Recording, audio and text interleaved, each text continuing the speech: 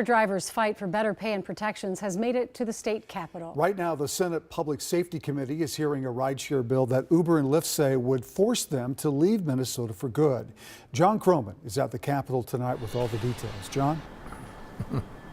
You know, they've had hearings before in the original version of this bill, which was before this compromise came out. But this is the first time they've had a hearing on the version of the bill that includes the compromise between DFL leaders here at the Capitol and the Minneapolis City Council leaders.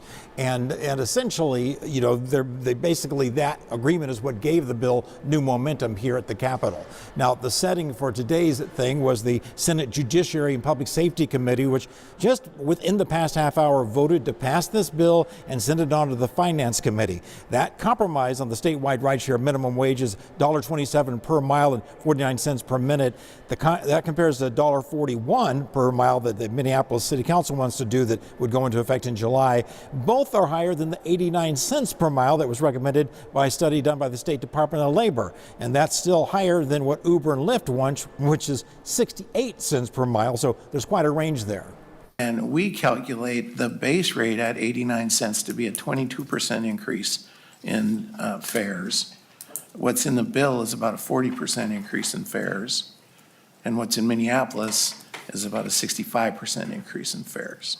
So drivers now are suffering and getting nothing really. They're getting nothing.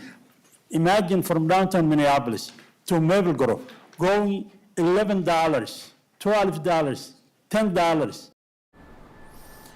Now, if you had a television on in the last week or picked up a newspaper, you know that Uber and Lyft are saying they cannot stay in the state of Minnesota if they go with the $1.27 rate that's in this bill. They say that even the state's rate at 89 cents per mile isn't fair because it includes the time they spend in their cars on the app waiting to get a call dispatched, a request to go pick somebody up. So this is still percolating here at the Capitol and moving through committees, and we'll see what happens next.